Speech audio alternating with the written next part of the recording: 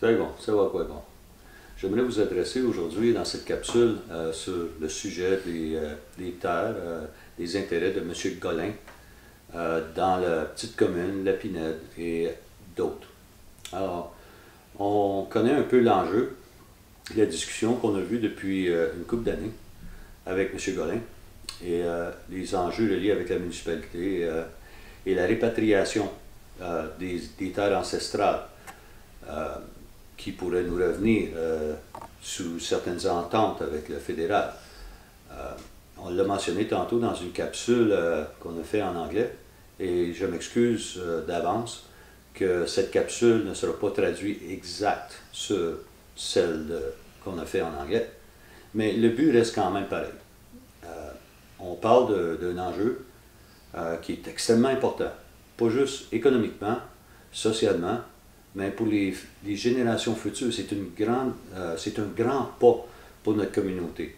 C'est un grand choix à faire. Et on voit M. Golin nous démontrer extrêmement de bonne foi comme développeur, de céder ses intérêts. Et je suis entièrement d'accord que M. Golin soit compensé comme n'importe qui et que l'on avance comme communauté en repatriant des terres. Très important. Alors, on a vu des arguments, on a vu de la désinformation sur l'enjeu de répatriation. On m'a accusé moi-même de nous avoir vendus. Mais on parle, c'est pas vendu, on parle de 220 hectares de terre, d'intérêt sur les terres, revenir à notre communauté. C'est quand même assez important, on parle de 600 arpents. Et il y a d'autres terres qui sont libres en ce moment, qui sont prêts à être réacquéris. Alors, on regarde possiblement 800 arpents qu'on pourrait utiliser pour économie, habitation, pour l'agriculture, tout ce qu'on peut faire comme Première Nation, tout en travaillant avec nos voisins. Éventuellement, on développe ensemble, en commun, tout en paix. Alors, j'aimerais tout simplement vous présenter un petit peu les intentions en arrière de tout ça. Ce qui comprend M. Golin, aujourd'hui, va vous expliquer un petit peu son intention et comment il est arrivé à cette solution. Et moi, je crois que c'est une solution et une intention très honorable. Alors, j'aimerais tout simplement, M. Golin, si vous pourriez expliquer à notre communauté un petit peu. Alors, merci. Pour la première fois, je m'adresse directement à votre communauté. J'ai quelques amis chez vous et nous avons un dialogue depuis déjà plusieurs années, Oui. ensemble et avec les autres chefs. Mais c'était vraiment important pour moi que je puisse m'adresser à vous directement et que je me présente. Je vais peut-être me présenter brièvement, vous connaissez mon nom. Mais pas ma démarche. Et je vais peut-être vous faire un petit résumé. Je ne suis pas né ici, je suis né en Italie. Donc, si vous reconnaissez mon accent, c'est que mes parents sont aussi des immigrants. Nous avons immigré en France et je suis arrivé ici au Canada relativement jeune, à 21 ans. Et mon troisième pays m'a appris un peu et m'aide à comprendre ce qu'est le racisme, par exemple, et ce qu'est aussi l'injustice, la discrimination. Et l'avantage que j'ai eu comme immigrant pour la problématique qui nous intéresse, quand je suis arrivé ici, je n'avais aucune idée de c'est quoi les autochtones, les Premières Nations du Canada, et encore moins qui sont ces Premières Nations ou cette Première Nation qui habitent ou qui résident à Kanesatake. Et bien sûr, j'ai été arrosé, si on veut, de fausses croyances, de préjugés à votre égard. Mais l'avantage que j'ai eu, c'est que après disons, avoir fait quelques devoirs compte tenu de ma position, que je vous détaillerai un peu plus tard.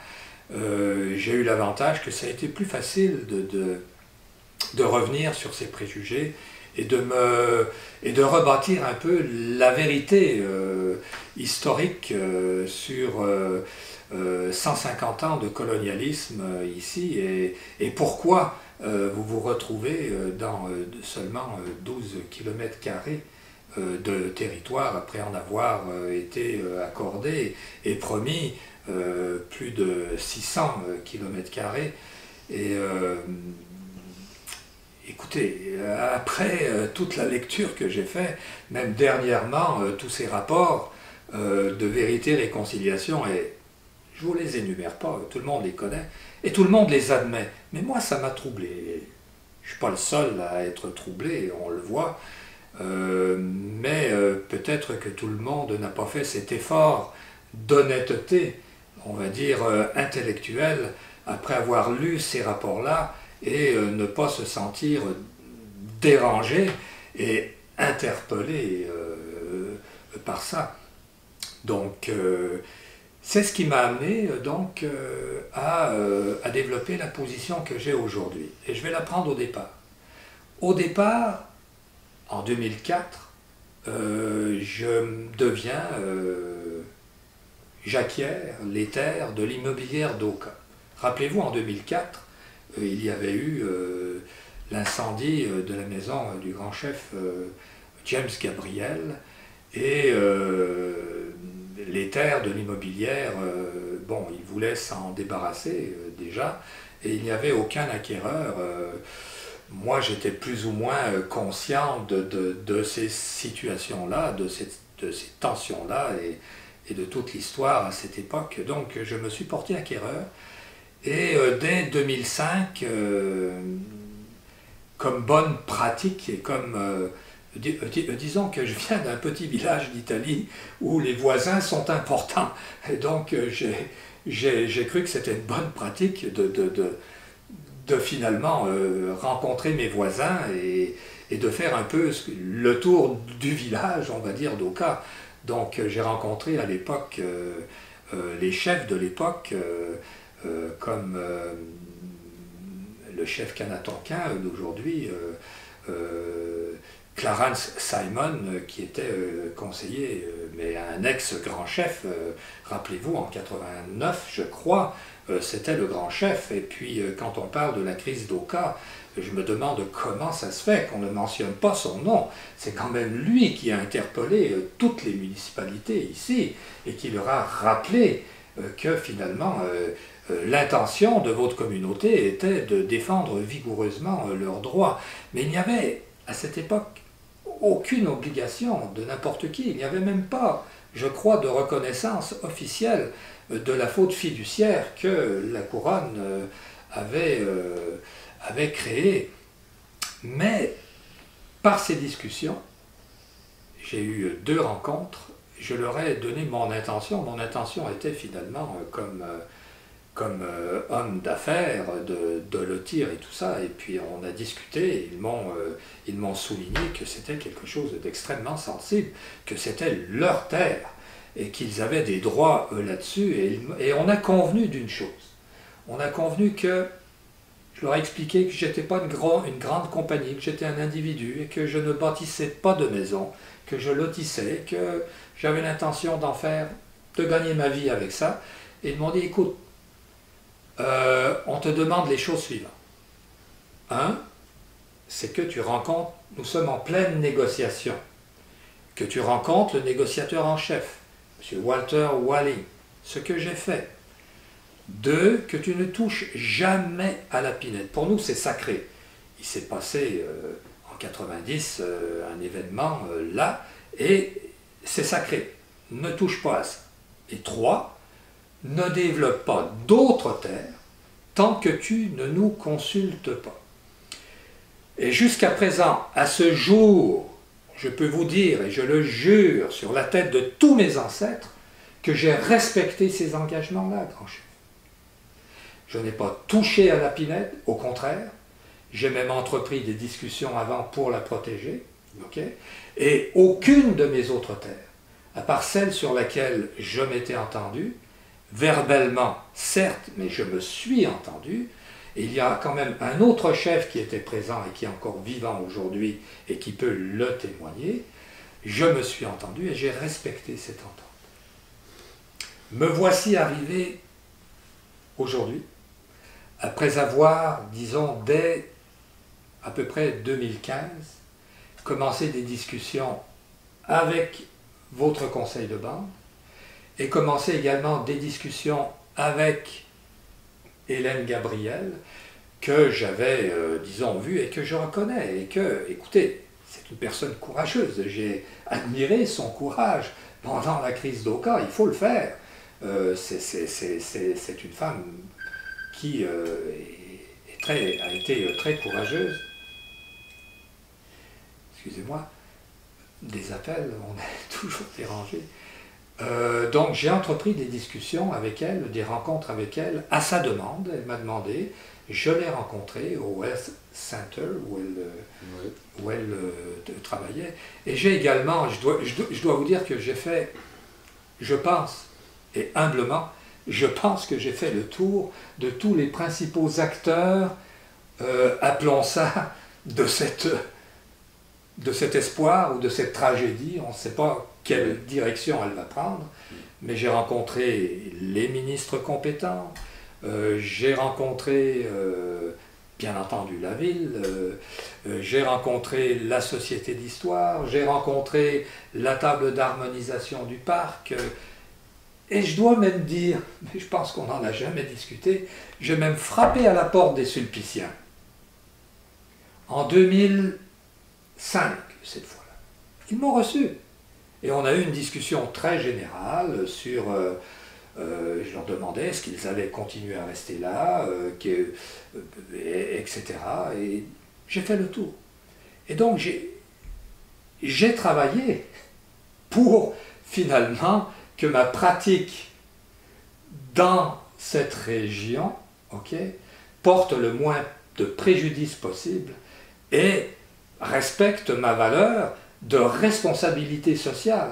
Parce qu'en affaires, si on n'a pas de responsabilité sociale, c'est rapidement qu'on devient, on va dire, un voleur, qu'on devient quelqu'un qui crée des torts. Donc, j'ai fait l'effort que je pensais bon d'être fait. Donc, en 2015, nous avons entrepris des discussions, et dès 2015, et là, c'était pas dans un esprit de réconciliation, c'était dans un esprit d'amitié, c'était de voir comment pouvons-nous travailler ensemble à conserver la Pinède, parce que j'avais un engagement, je vous en ai parlé, et puis tout le monde avait peur de dialoguer avec moi, que pourquoi tu vas là, t'as pas d'obligation, il ne respecte rien, c'est deux poids, deux... Je ne voulais pas les préjugés, mais j'ai dit, ce sont mes voisins, je vais y aller. Le pire qui peut arriver, c'est qu'ils disent non, on n'est pas intéressé, puis retourner chez nous. Ben, ce n'est pas ce qui s'est passé. Ce qui s'est passé, c'est que j'ai trouvé une main tendue, et j'ai trouvé, ben, écoutez, vous voulez dialoguer, n'oubliez pas, ce sont nos terres. Oui. C'est à nous, mais il y avait l'ouverture de travailler avec un blanc et un settler. On va appeler les choses comme elles sont. Je sais que de point de vue, je suis un settler, mais je suis un settler ouvert, et je suis un settler qui est prêt à reconnaître, qui n'est pas juste prêt à reconnaître. J'ai reconnu vos droits ancestraux, je vous l'ai dit, et j'essaye également disons, de défendre la responsabilité collective que nous avons ensemble, non seulement à l'égard de vous, la communauté de Kanesatake, mais aussi la responsabilité collective que nous avons pour le reste de la société. On ne peut pas fonctionner de façon absolue, on ne peut pas fonctionner de façon irréaliste, on ne peut pas réécrire l'histoire, on ne peut pas on ne peut pas ressusciter un mort, finalement. Hein. Tout ce qu'on veut, c'est, oui, on regarde dans le rétroviseur, parce que l'histoire est importante, il y a des leçons à tirer, mais il faut regarder en avant, parce que si on regarde dans le rétroviseur uniquement, on va frapper un mur. Et donc, on partageait la même vision. Et en 2017, il y a eu une opposition, disons un rappel à l'ordre de Hélène Gabriel aux collines. J'arrivais à la phase finale, le développement entendu à l'époque en 2005 s'arrêtait là, et pendant au moins 15 ans, le développement s'est fait sans opposition, mais là, il y avait un rappel à l'ordre. C'est, attention, vous touchez à la pinède, nous ne voulons pas vous rentrer dans la pinède, veuillez tout arrêter, et la tension a commencé à monter. Et je me suis trouvé, nous nous sommes trouvés dans une situation, on va dire, une situation où le rappel à l'ordre est légitime. Je veux dire, on a des craintes, il faut les écouter. On a des préoccupations, je les ai écoutées.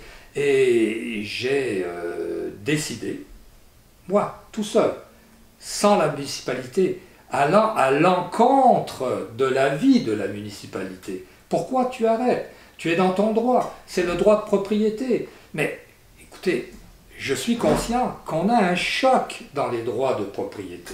Mais c'est ça qui est bizarre, M. Godin, que on parle de votre droit de propriété, mais quand il s'agit de l'exercer, on voit que vous avez aussi sacrifié certaines choses. Vous vous êtes mis dans une position où vous pouvez être abusé par ceux qui sont en pouvoir. Et que là, la municipalité essaie de vous enlever votre droit de propriété et en essayant de faire une expropriation déguisée. Tout parce que vous voulez garantir ou réserver vos terres pour répatrier aux Mohawks de Kanesatake, qui est notre site ancestral. Et tout ça avec les objections de la municipalité, et ce qui vous a amené à certains abus aussi. Je ne veux pas trop discuter de ça, on veut parler de plus positif.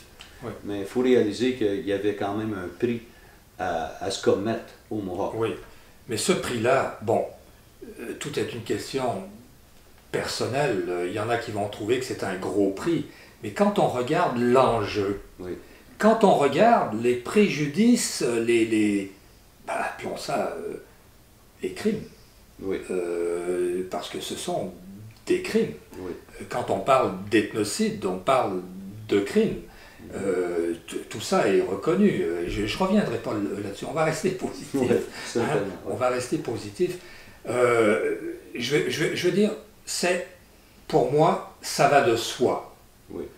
C'est-à-dire que ce sont des sacrifices okay, qui n'ont pas de commune mesure avec les préjudices et surtout pas les enjeux.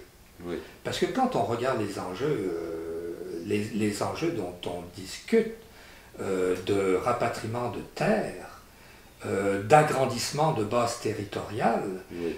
Quand on regarde la situation dans laquelle la communauté Mohawk de Kanesatake se trouve de plus en plus, je veux dire, c'est une situation dont la vulnérabilité ne fait que grandir. Exact. Et quand la vulnérabilité grandit, ça veut dire quoi? C'est qu'on est sur la route de la disparition. Oui. Si on maintient le statu quo, parce que le statu quo, ça ne veut pas dire que les choses ne changent pas.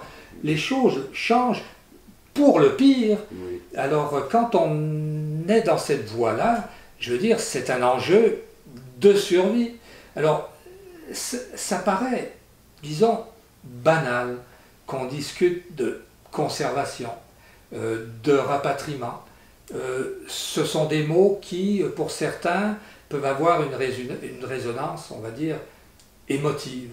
Oui. Mais, quand on le regarde froidement, sur un horizon, même pas de cette génération, sur un horizon imprévisible, mais je crois avant cette génération, c'est une question de survie.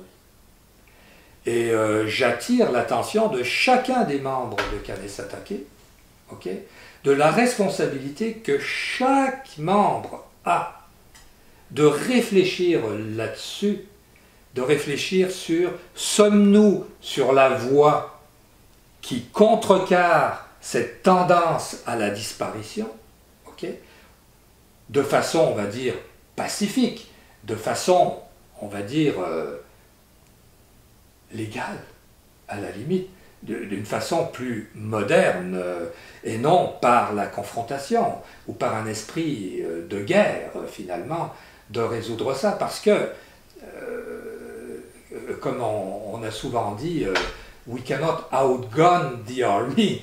Alors écoutez, on n'est plus dans cet esprit-là. Mais par contre, nous pouvons faire connaître nos arguments. Oui. Et nous pouvons déposer nos arguments autour d'une table avec en arrière-plan toute cette volonté du gouvernement actuel pour la réconciliation, pour tous ces jugements de la Cour suprême oui. qui sont allés dans le sens de la reconnaissance confirmée des droits ancestraux et de vos droits ancestraux. Et notre vision, je pense que nous partageons, c'est cette vision-là, c'est qu'à cette table-là, c'est là où il faut aller, et c'est à cette table-là où il faut aller d'une seule voix, parce que tant que Kanesatake ne parlera pas d'une seule voix, okay, mettez-vous à la place de nos gouvernements. Un, ils sont toujours prudents, timides, et deux, il y a des gouvernements qui ont la tentation de se cacher en arrière de leurs règles de droit et de dire, ben, écoutez, on ne peut pas agir, c'est qu'on ne veut pas agir, alors on tourne en rond, et pendant qu'on tourne en rond, okay, les tendances à la disparition sont là. Donc, nous en sommes arrivés à une compréhension commune, je crois, et que nous avons décidé de mettre par écrit, et nous l'avons appelé déclaration de compréhension. Un mémorandum de compréhension mutuelle. C'est une déclaration mutuelle, oui. Et il n'y a personne qui nous a obligés à le faire. Non. Et maintenant, par contre, ce qui est demandé, je crois, à la communauté, c'est de donner le mandat, de donner un mandat, de nous dire, est-ce que c'est cette direction-là que vous voulez? C'est celle-là. Donc c'est pour aller plus loin, oui. Et plus loin, ça veut dire pour amener les gens de bonne volonté, venir argumenter tout ça avec une couronne qui est prête à les recevoir, avec une Cour suprême qui finalement encourage ce genre d'approche, okay, de s'asseoir à la table et de dire voilà nos arguments. Est-ce que nos arguments sont déraisonnables? Est-ce que nos arguments sont conformes? Est-ce que nos arguments finalement vont nous amener à la réconciliation? Parce que tant que la réconciliation ne se traduit pas par la décolonisation, okay, parce que ce que nous proposons aussi, c'est avant tout un premier pas de décolonisation qui va nous amener à une véritable réconciliation. Absolument. Ça a toujours été le plan. C'est entièrement, oui, on a des arguments, mais on a aussi des bons plans de travailler ensemble, un développement dans l'atmosphère de la paix et du respect mutuel. Ça a toujours été, au moins mon but, de présenter dans ce contexte-là, à ma communauté, les possibilités de développement. On a des gens dans la région d'Oka qui ont des craintes. Ils ne veulent pas que les Mohawks répatrient ces terres-là. Ils ont des craintes de tout genre. Il y en a qui sont justifiées, mais il y en a un petit peu moins. Mais le plan global va inclure dans le futur un développement commun. Il y aurait des emplois pour notre société et la vôtre. Et tout pour le bénéfice de notre région. On pourrait même devenir, j'oserais dire, on deviendrait un bon exemple dans les autres Premières Nations au Québec. Comment est-ce qu'on peut travailler avec nous, les municipalités, à l'intérieur de notre territoire non cédé. Il y a des façons de le faire. Et il faut essayer de démontrer aux gens que le titre autochtone n'est pas quelque chose qu'il faut craindre. C'est quelque chose, on peut travailler ensemble dans ce contexte-là, pour le bénéfice de tout le monde. Je crois qu'on a déjà des exemples à travers le Canada où les Premières Nations travaillent extrêmement bien avec leur environnement, avec les gens de la société canadienne. Et c'est ça qui c'est le but pour nous, parce qu'il faut réaliser quand même la réalité présente. C'est qu'ils sont là. On est là. Personne disparaît du jour au lendemain. Personne ne s'en va nulle part. Alors, travailler ensemble dans le contexte de la paix, c'est là qu'on peut voir la prospérité. Parce que dans un contexte de confrontation, il n'y en a pas de prospérité. Alors, je crois que c'est ça qu'on a partagé comme vision. Absolument, absolument. Parce que la route vers l'autodétermination, ok, c'est aussi la route vers l'autosuffisance, si on veut, oui. Même si l'autosuffisance n'existe pour personne, on dépend tout le temps les uns des oui. autres aussi, mais quand même, c'est de finalement d'être le plus autosuffisant possible. Oui. Et cette route-là, elle ne peut pas se faire sans qu'on ait des options de développement économique oui. Multiples. Oui. Hein, et pas juste une option de développement économique comme seulement la cigarette ou le cannabis, par exemple. Hein. Oui. Donc on veut bien comprendre que présentement, ben, il n'y a pas d'autre quasiment option de développement économique. Et d'où vient la prospérité? Quelle est la base de la prospérité? La base de la prospérité, elle commence par une base territoriale suffisamment grande, oui. suffisamment grande pour qu'on puisse finalement développer des choses, ouvrir des partenariats. Et puis, la prospérité, elle commence aussi par des règles de droit, oui. Par des systèmes, appelons ça des systèmes de gouvernance, comme administration de la justice, oui. Police, protection de la jeunesse, protection des femmes, tribunaux autochtones. On ne peut pas finalement espérer l'autodétermination sans finalement parler de rapatriement de terre, oui. Et parler de systèmes au pluriel de gouvernance, oui. Qui fonctionnent. C'est ça. Et si on regarde seulement ce qu'on est en train de faire au niveau du rapatriement des terres, ce qu'on est en train de faire est unique. Il y a d'autres exemples au Canada, mais celui-là est unique. Il est unique en quoi? D'abord, on commence, et c'est dans l'entente que nous avons dans notre mémorandum, il commence par la création d'une aire protégée de conservation autochtone. Okay? Donc la partie de la forêt, ce qu'on appelle la pinède, au début on parlait juste d'un simple don écologique, mais on a eu des préoccupations sur le fait que ce soit un simple don écologique. On pensait qu'il y avait des ficelles attachées, on pensait que ça porte préjudice aux droits autochtones, mais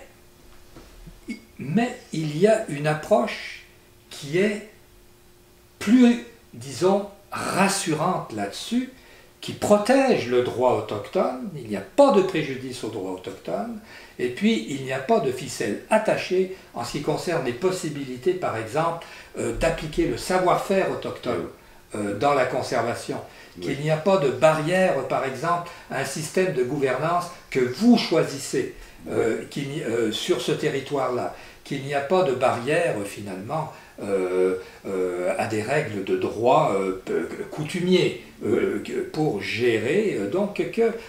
Et ça s'appelle une aire de protection et de conservation autochtone que nous pouvons faire sans grande intervention des gouvernements, Oui. que nous pouvons faire tout simplement via un don écologique. Et ça, c'est de conserver à perpétuité. Exact. À perpétuité. C'est une garantie de conserver à perpétuité le droit autochtone là-dessus Oui. et la conservation. Exactement. C'était le but de Kanesatake depuis la crise de 90 et même bien avant. C'était de sauvegarder la pinède pour les générations futures. Et c'est ça qui est notre but aujourd'hui. Ça n'a pas changé. C'est un différent mécanisme qui nous est offert, mais à bout de ligne, c'est la communauté qui va faire le choix, si c'est acceptable, et ça rencontre nos buts, sans préjudice, sans ficelle attachée. Je ne vois pas pourquoi est-ce que la communauté dirait non. Mais on a certains groupes qui essayent de donner de la désinformation pour je connais un groupe qui dit non. Oui. C'est les élus actuels à Oka.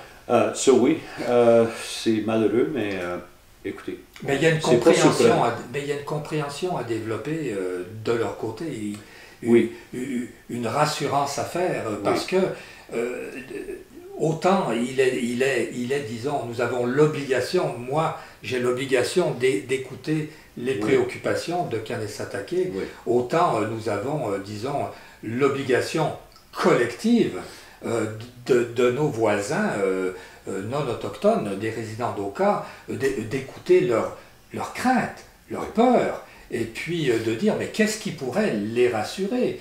Ont-ils peur qu'on va construire un mur autour de la pinède? Ont-ils peur qu'on va construire, disons, des cabanes de vente de cannabis? Écoutez, ça sera à vous de les écouter. Moi, j'ai fait mon choix, j'ai regardé, disons, les inconvénients d'un bord et de l'autre, et compte tenu de ma reconnaissance du titre autochtone sur ce territoire-là, je veux dire, ce n'était pas simplement une parole. Et là, nous avons une action, je l'ai écrite avec vous, et puis c'est à la communauté de décider, est-ce que c'est la voie? Est-ce que c'est le premier pas? Et ça, c'est le premier pas, parce que le deuxième pas que nous proposons est peut-être un peu plus, disons, long, parce qu'il nécessite nécessairement l'intervention des gouvernements. C'est cette négociation sur le grief, le long grief historique, et dont le cœur est le territoire et la terre. Et personnellement, j'ai jamais compris pourquoi les négociations des dernières années se sont faites seulement sur une compensation monétaire. J'ai trouvé que c'était, pour moi c'est incompréhensible, mais je veux dire que c'était aberrant, que c'était quelque chose, c'est aberrant parce que c'est colonial. Oui. Comment peut-on faire croire à une communauté qui revendique depuis toujours et qui n'a jamais cédé son territoire, qu'on peut résoudre ce grief seulement par l'argent? Oui. C'est la même chose dans le passé, je veux dire, en donnant des miroirs ou des fourrures, Oui. on pouvait s'installer sur un territoire. Oui. Et c'est là où j'ai décidé de frapper, parce que ma pratique d'affaires consiste à consulter. Certains l'interprètent bien, d'autres mal, mais c'est ma pratique. J'ai frappé à la porte des négociateurs. Oui. Ils m'ont reçu. Et j'ai fait cet argument. Et ils m'ont dit, écoutez, M. Golin, ça a du bon sens. Mais écoutez, nous, notre travail, c'est d'appliquer la loi sur les revendications particulières qui ne comprend qu'une compensation monétaire. J'ai reposé la question parce que je respecte ces gens-là, ils travaillent, ce sont leur emploi. Je leur ai demandé, écoutez, je ne veux pas vous bypasser, mais me permettez-vous de frapper à la porte de la ministre et de porter ces arguments-là et de convaincre Finalement, j'ai été un peu votre lobbyiste, si on veut, ce qui est surréaliste, un propriétaire foncier, un settler, qui devient lobbyiste des intérêts de la communauté. Mais c'est finalement de dire, écoutez, vous qui représentez la couronne, quand les organismes qui ont le mandat de résoudre un problème ne peuvent le faire, et manifestement, tout a été un échec depuis des années, il faut sortir de la boîte. Et la seule façon de sortir de la boîte, c'est d'intégrer la composante foncière à la table des négociations. C'est d'accepter ça. Oui. Et les négociateurs m'ont dit, écoutez, nous on est pris maintenant entre l'arbre et l'écorce. Okay. Et on ne peut vous donner la permission, mais on ne s'objectera pas et on ne se sentira pas manquer de respect si vous le faites. Et c'est ce que j'ai fait. J'ai rencontré M. Miller, et puis je dois vous dire que sa réputation, sa bonne réputation dans le milieu des Premières Nations, elle n'est pas surfaite. Je ne vais pas en rajouter, mais je veux dire, je confirme que cette personne-là a l'ouverture nécessaire pour finalement permettre d'argumenter non seulement des compensations monétaires, mais également une composante foncière dans le long grief historique qui est ici à Oka. Et dans cette entente, sur laquelle je crois que bientôt la communauté va être, on va demander à chaque membre de se prononcer. Est-ce la bonne route ou il y a une meilleure route que celle-là? C'est vous qui allez juger, mais elle est inclue dans notre entente, c'est-à-dire que j'ai mis sur cette table, j'ai donné au conseil de bande, parce qu'il faut bien donner à quelqu'un, à une entité qu'on reconnaît, et je ne l'ai pas donné. Je n'ai pas donné mes terres au conseil de bande. J'ai donné au conseil de bande la possibilité, que vous lui donniez le mandat d'inclure toutes mes terres dans cette négociation. Et que pendant cette période-là, il n'y a rien qui va être fait sur ces terres. Aucun nouveau développement. C'est le commitment, l'engagement que j'ai eu en 2005 avec les chefs à l'époque, et c'est le même engagement qui cette fois-ci est par écrit dans cet engagement. Oh oui, parce que là, si on parle d'un enjeu comme la répatriation des terres, on parle de constitution, on parle de traité, on parle de loi internationale, on parle des lois, juste le moral de l'enjeu. Et qu'est-ce qui a été fait? On a déjà reconnu dans la société canadienne, québécoise ici, que oui, les Premières Nations, on les a volés. Et on continue à les voler, à les suppresser. Et c'est des petits changements comme ça qu'on va voir. Mais c'est pas vraiment un petit changement. C'est vraiment, là, moi je trouve ça que c'est énorme pour le Kanesatake. Les opportunités sont extrêmement importantes. Et souvent, on parle de qu'est-ce que Kanesatake ferait avec les terres. Et je crois qu'on est en train de minimiser nos capacités de faire autre chose que le cannabis et le tabac. On peut faire notre propre compagnie foncière. On peut faire notre propre un aréna, un hôtel, des duplex, un centre culturel. Toutes sortes de choses est possible. Et c'est ça qui ouvre la porte aujourd'hui. C'est peut-être une simple entente entre vous et moi et Kanesatake. À bout de ligne, c'est les gens de Kanesatake qui vont faire la décision. Est-ce que vous êtes d'accord? On était rendu à ce point-là, juste avant la pandémie, avant COVID, on était rendu au point où là, il fallait faire un plan de retourner à la communauté et demander leur opinion. Et tout ça a cessé, arrêté très comment je peux dire, abruptement. Abruptement. Your French is good. Je sais, mais c'est ça. Ça l'a arrêté abruptement. Et là, on est rendu où on est là. On a des gens qui font de la désinformation. Et c'est ça qui nous fait le plus de tort. C'est la division de cette désinformation-là. Alors, on m'accuse d'être vendu, mais quelle sorte de vendu va présenter 800 arpents de de territoire à rajouter à la table. À la table. Quelle sorte de vendu fait une telle chose? Et je suis entièrement d'accord. La revendication spécifique, c'est une joke. Si tu veux nous compenser, compense-nous.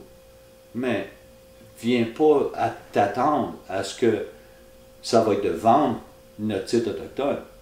Non, on n'est pas d'accord avec ça, on ne le sera jamais.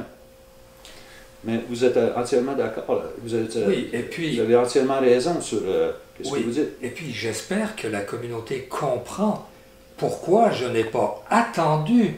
Parce que là, regardez la conversation que nous avons ensemble. Nous avons depuis 2 ans un dialogue, on va dire, c'est pas la langue de bois qu'on utilise là. Non. Nous avons un vrai dialogue parce qu'on veut faire progresser la région finalement, qui à l'heure actuelle a un potentiel de développement qui est freiné, pour ne pas dire quasiment bloqué. Là, hein. Oui. Alors, j'aimerais que vous compreniez que je n'ai pas voulu attendre que la communauté accepte une compensation financière et que nous nous mettions d'accord que maintenant, moi, je suis prêt à vendre, bien sûr, je suis prêt à vendre mes terres, je veux dire, peut-être, hein, je vais laisser un petit doute là-dessus, mais disons que vous m'amenez une offre que je ne peux pas refuser, je veux dire, Oui. Est-ce que moi, un simple individu, ok, je m'immisce dans une problématique qui concerne un long grief historique entre une Première Nation et le gouvernement du Canada et la couronne. Je veux dire, non. Et est-ce que je vais laisser la couronne finalement se délester de son obligation constitutionnellement reconnue? Ben, la réponse est non. Et puis, la meilleure façon pour moi, finalement, de ramener les véritables, on va dire, les véritables acteurs de la solution, c'est de mettre sur la table, sans obstacle, Oui. sans barrière, Oui. sans, disons, arguments qui nous font encore tourner en rond, 30 ans, 50 ans, 1 siècle, 2 siècles, 3 siècles, non. Là, je crois que nous avons une ouverture, un premier pas, pour pouvoir finalement ne pas attendre 30 ans, ne pas attendre la 7e génération, Oui. mais d'agir dans cette génération actuelle. Oui, mais dans le contexte, comme là, le chemin où on voyage là, dans le moment, je ne crois pas qu'on va avoir 7 générations futures. La façon qu'on s'en va, on va voir peut-être 2, 3 générations, si on continue sur ce chemin-là. Alors oui, on est une société en danger. On est une société qui est en voie de disparition si on ne fait pas quelque chose. Et c'est ça qui me préoccupe sur tous les sujets que j'ai gérés depuis mes 9 ans. Et c'est pour ça qu'on a adressé la dette, on amène des opportunités économiques, éducatives, langage, culture. C'est tous des piliers qui travaillent un sur l'autre. On a besoin de ces piliers-là pour soutenir toute la structure. Moi, c'est juste ça. C'est pas plus compliqué que ça. Non. Mais on essaie de compliquer les choses de différentes façons, des informations que j'ai mentionnées. C'est parce que l'enjeu, là, oui. Quand on le regarde, non pas avec une loupe, oui. mais avec des grosses lunettes. Avec des grosses lunettes, là. Oui. L'enjeu, c'est la survie de la communauté. C'est ça. C'est ça l'enjeu. Oui. Il faut se le dire, il faut appeler les choses telles qu'elles sont. Oui. Et je veux dire, écoutez, pour un citoyen comme moi, je veux dire, oui.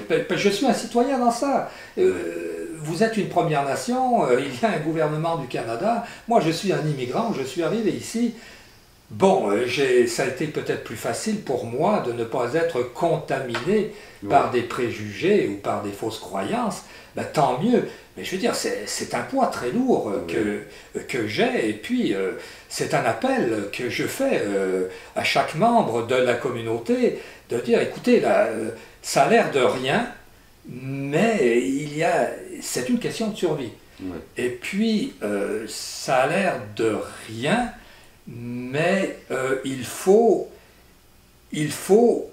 survivre, et il faut survivre de façon durable. Oui. Et de façon durable, il faut reconnaître que vous aussi, vous avez, malgré tous les sévices qui se sont faits, mais aujourd'hui, sans reconnaître qu'il y a aussi de votre côté une responsabilité collective Oui. à l'égard de votre voisin non autochtone qui lui finalement, je veux dire, est-ce que pour survivre vous allez tuer votre voisin? Non. Vous comprenez? Donc Oui. il y a, tôt ou tard, il va falloir que la communauté voisine aussi comprenne, mais pour l'instant, il semble que les autorités, disons, municipales en place n'aient pas atteint un niveau de compréhension suffisant Oui. pour prendre le risque, parce que c'est un beau risque. C'est Oui. l'évêque qui parlait d'un beau risque, là. Oui. Mais il y a un beau risque à prendre, et puis cette administration-là, disons,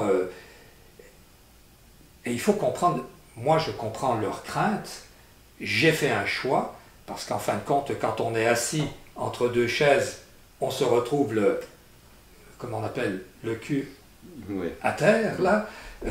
Moi j'ai fait mon choix, et mon choix est fait avec la communauté de Kanesatake, et puis, je veux dire, j'ai eu des discussions, de longues discussions, ça n'est pas d'aujourd'hui qu'on se parle, et puis j'ai bon espoir que, en avançant à petits pas, parce que la confiance n'est pas nécessaire pour avancer par petits pas. La confiance n'est pas nécessaire pour avancer dans la réconciliation. Okay? Le courage est nécessaire pour avancer dans la réconciliation. Mais la confiance n'est pas nécessaire. Et au début, quand je vous ai rencontré, je ne peux pas dire que j'avais une confiance totale.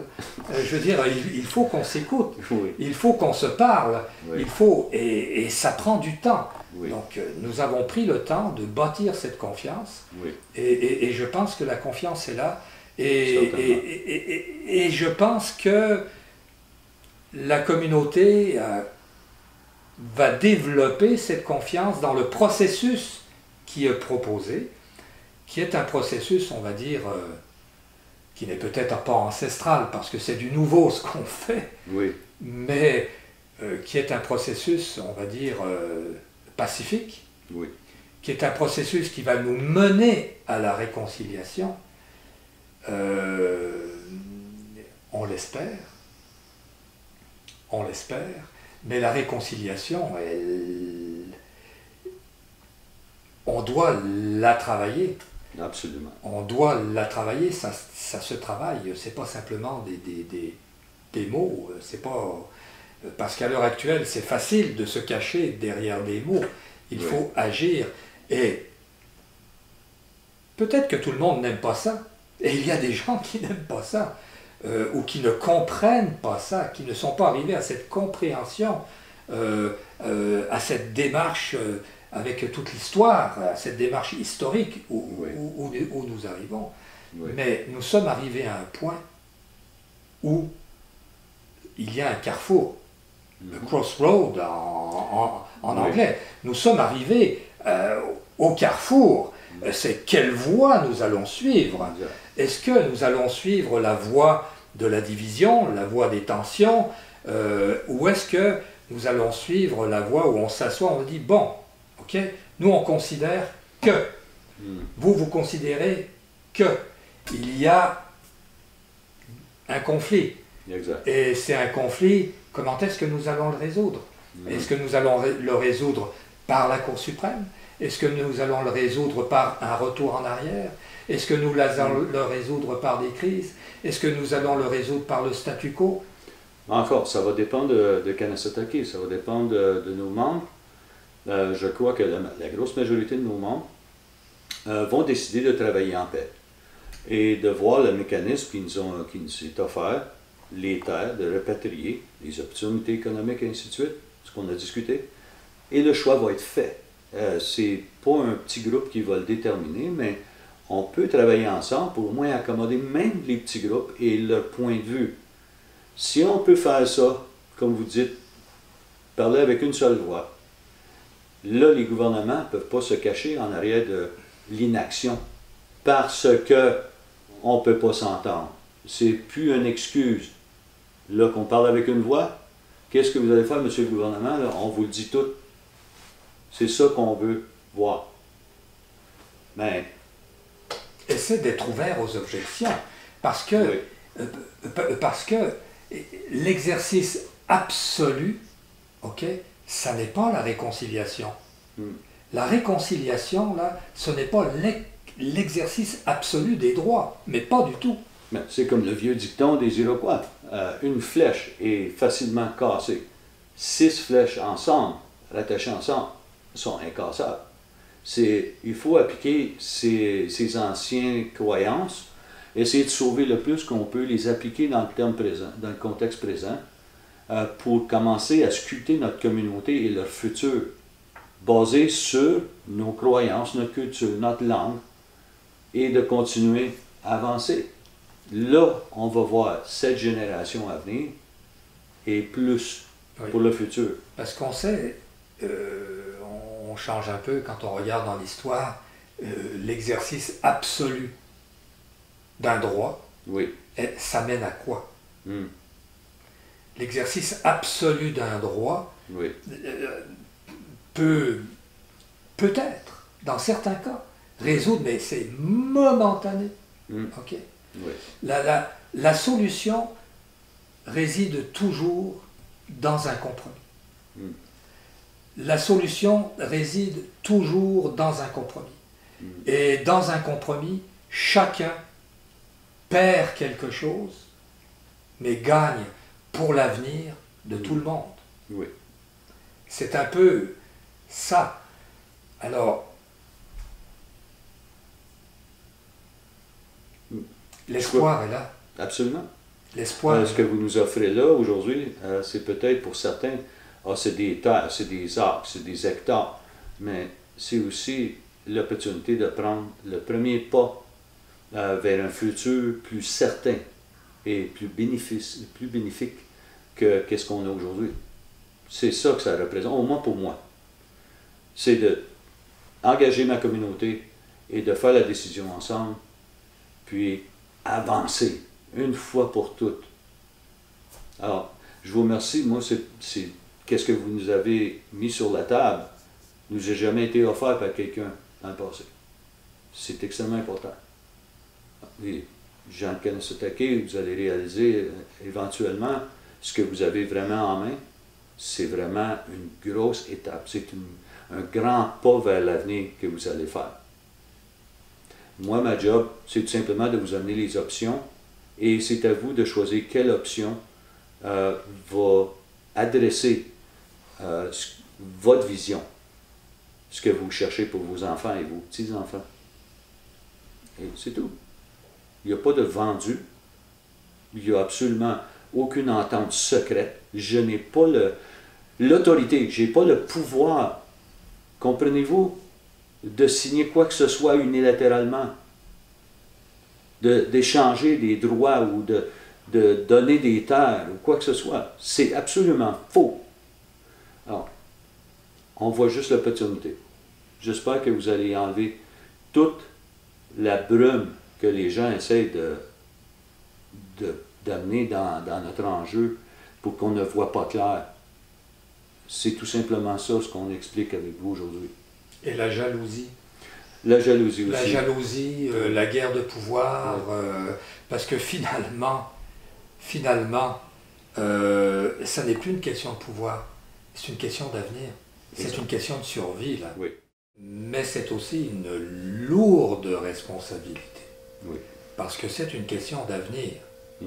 Et quand on est, disons, dans la situation dans laquelle la communauté de Kanesatake se trouve, dans un territoire dont la base est insuffisante. Ah oui. Écoutez, c'est une base qui s'est rétrécie.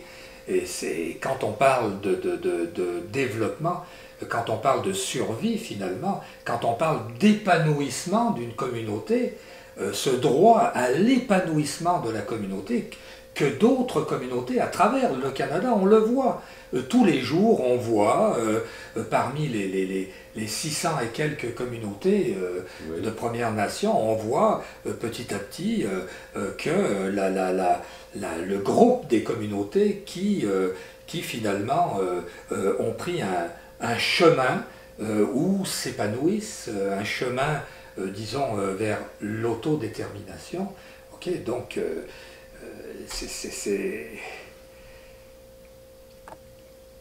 quand on voit ça, là, et puis qu'on voit la situation dans laquelle on se trouve ici à Oka, et après la crise, on dirait que la crise, cette fameuse crise d'Oka, finalement, elle a comme bloqué tout le monde, leur vision d'avenir.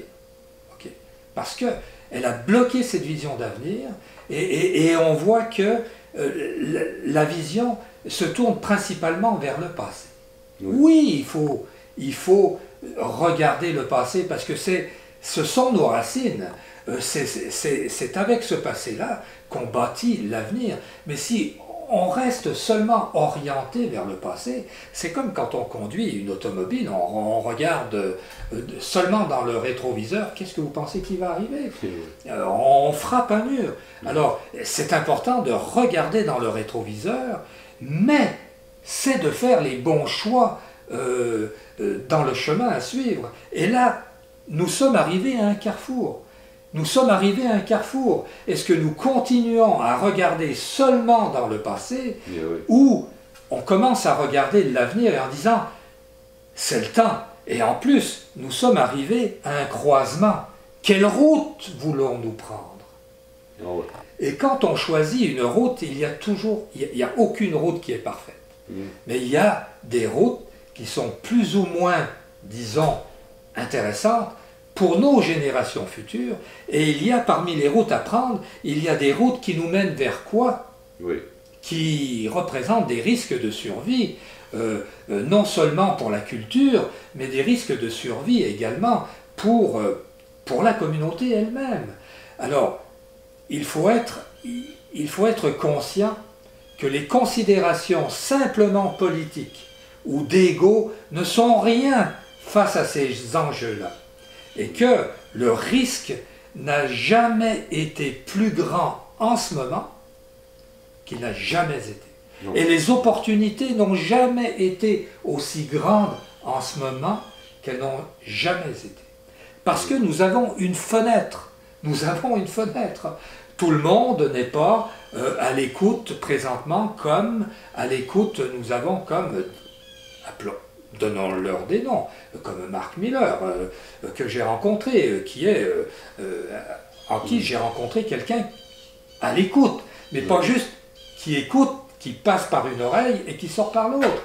Il écoute et puis il a une pensée qui s'inscrit dans une volonté. Okay, mais comment peut-on également bénéficier de ce genre d'écoute si finalement il y a une division, il y a une guerre fratricide à l'intérieur de la communauté que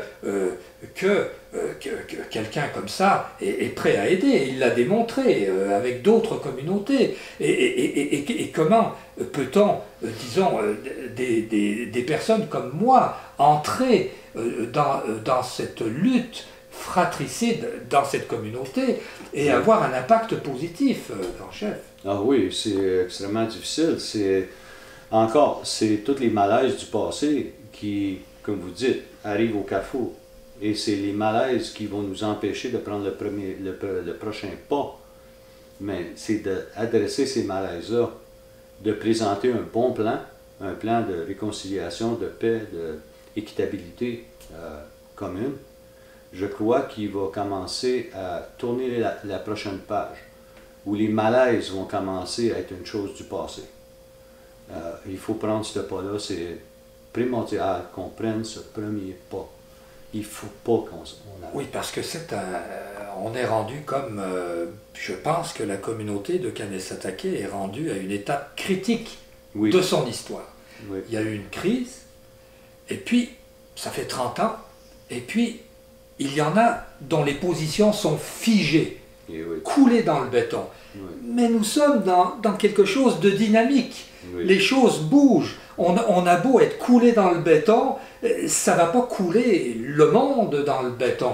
Hein? Oui. Les choses bougent. Okay? Et quand on voit les choses qui bougent, parfois il y a des fenêtres qui s'ouvrent et il y a des fenêtres qui se ferment. Et il faut faire l'effort, il faut avoir l'honnêteté intellectuelle de faire l'effort de comprendre que l'étape où on en est rendu est une étape critique. Exact. Est une étape critique. Puis le dicton, c'est une porte se ferme, une fenêtre se rouvre. Oui, exactement. Oui. Et puis, écoutez, regardez l'âge où je suis rendu, okay, j'ai 71 ans, j'espère vivre juste à 100, mais je veux dire, si on continue encore pour 30 ans, comme pour la crise d'Oka, je veux dire, je ne serais peut-être pas en mesure.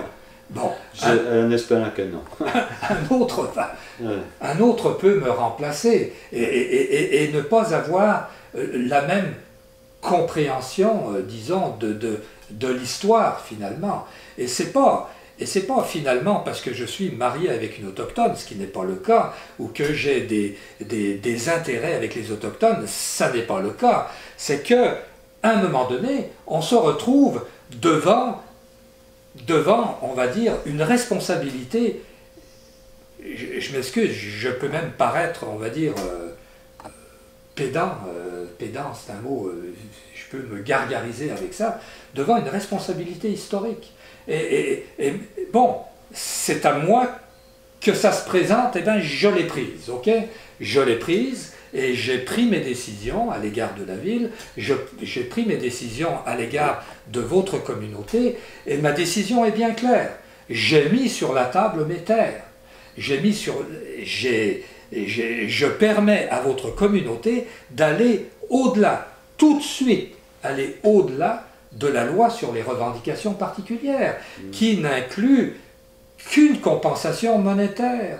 Je veux dire, c'est une loi qui est dépassée, tout le monde est d'accord, et c'est reconnu, et nous avons la chance qu'elle soit reconnue par des ministres comme Mark Miller.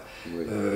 Nous avons cette chance-là. J'ai parlé à Mark Miller, et puis je peux vous dire que, avec moi, il n'y a pas eu la langue de bois, comme on dit. Il attend que cette communauté-là soit plus unie dans cette démarche, parce que sinon, il n'y a pas de possibilité de restitution, de réaménagement territorial.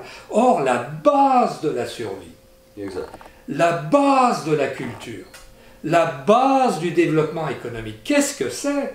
C'est le territoire. Il faut agrandir la base territoriale. Et votre base territoriale, quand on comprend que sur 12 km², ça n'est pas suffisant et qu'il faut l'agrandir pour avoir du développement économique, pour faire autre chose que de vendre des cigarettes et du cannabis, ok, je peux dire ça, je fume pas. Mais sinon, j'irais peut-être acheter des cigarettes.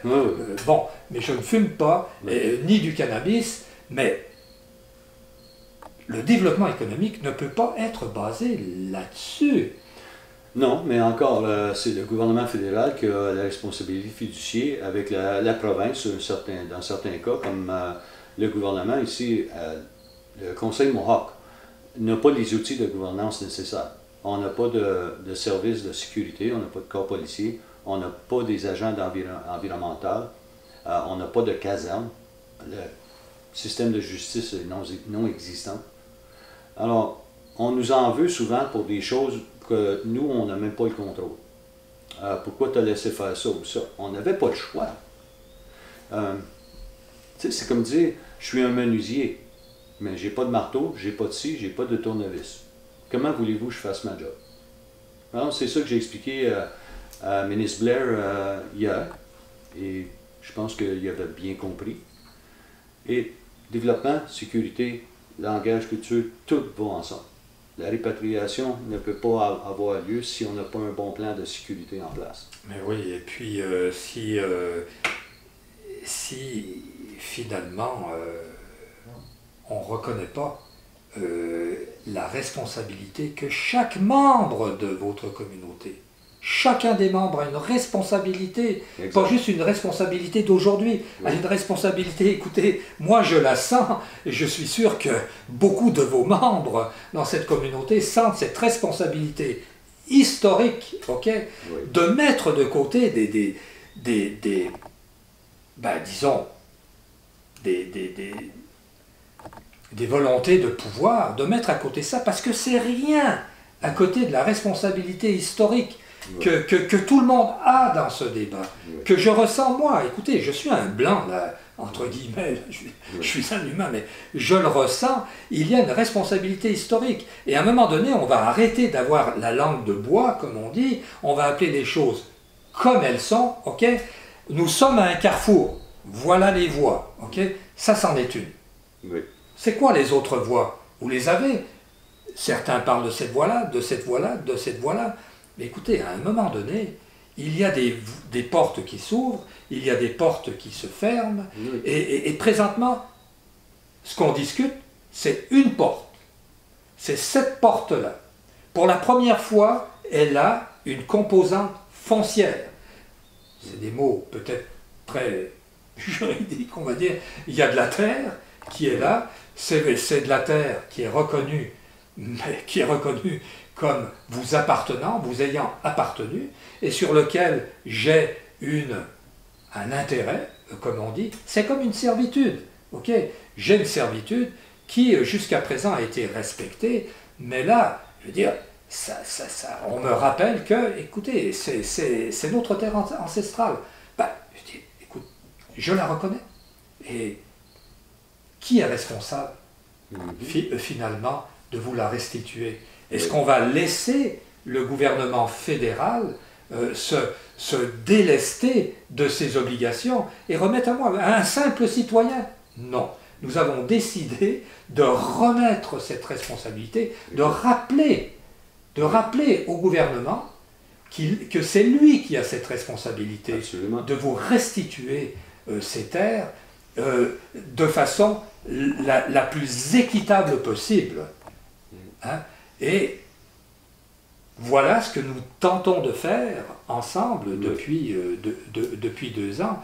Et finalement, le peu de discussions que j'ai eues quand même avec le ministre Miller m'amène à penser qu'il comprend très bien ces choses-là, évidemment. Et non seulement il les comprend, mais c'est quelque chose qui est dans ses actions. C'est quelque chose qui correspond à sa façon de voir l'avenir. Mais qu'est-ce qui l'empêche de faire ça? C'est que présentement, il faut que Kanesatake parle d'une voix unie. Et pour que Kanesatake parle d'une voix unie, il n'y a pas le choix que de s'adresser à ses membres et de dire, ben écoutez là, on peut en parler et tout ça, mais voici les enjeux et c'est à vous de décider. Parce que les enjeux, nous sommes à un carrefour. Et s'il y a des voies qui peuvent amener à un danger très grand pour la survie de notre communauté, non seulement pour la survie économique, mais pour sa survie culturelle. Et puis il y a des voies qui peuvent nous amener à quelque chose, à être des acteurs, on va dire, des acteurs importants dans notre région, en partenariat avec nos voisins. Ce que la ville d'Oka, je ne dis pas qu'ils n'ont pas compris, je veux dire, je peux pas dire ça, mais je veux dire que la ville d'Oka n'est pas encore arrivée à un niveau de compréhension suffisant parce que la peur, la crainte est là. Donc il y a aussi un travail pour sécuriser nos voisins. Alors comment peut-on sécuriser nos voisins quand nous avons des membres de votre communauté qui veulent exercer leurs droits, qui veulent exercer leurs droits reconnus par la Constitution, qui veulent exercer leurs droits, qui ont préséance sur les droits ici dans la région. Comment voulez-vous qu'ils avancent un dialogue dans la peur? Dans la peur, parce que la peur que ces droits-là soient exercés de façon absolue, de façon, on va dire, vindicative. Alors, nous sommes arrivés à ce carrefour, et puis notre façon de prendre la prochaine route, après 2 ans de discussion, que nous sommes en discussion depuis au moins 2 ans, est celle-là. C'est-à-dire que tout est sur la table, okay? Et c'est à la communauté de dire, est-ce la bonne façon? Parce que la décision ultime appartient à la communauté. Exactement. Alors, est-ce la bonne façon d'avancer? Si ce n'est pas la bonne façon, eh ben c'est à la communauté de le dire. Moi, je pense que c'est la bonne façon, okay, mais je ne détiens pas la vérité. Et je ne détiens pas. Et même si je tenais la vérité, ce n'est pas moi qui détiens les risques de ne pas aller dans cette voie-là. C'est à la communauté. C'est ça qui va être le but, c'est que la communauté se prononce sur l'offre qu'on a sur la table. C'est une offre généreuse, et puis il faudrait reconnaître que le bris historique sera réparé au moins à ce niveau-là, au moins en commençant là. Alors, je crois qu'on va terminer. Et je veux remercier tous les membres de Kanesatake et M. Golin pour sa générosité, et puis aussi pour nous avoir tellement... Sa compréhension. Sa compréhension et sa patience. Et pour nous avoir très bien accueillis chez eux aujourd'hui. Et je remercie tous les membres pour leur patience et leur compréhension aussi. Alors, moi comme grand chef, je vais vous présenter les options à la première opportunité, bientôt j'espère, et vous ferez la décision. C'est à vous de décider à ce point-ci. Alors, on a.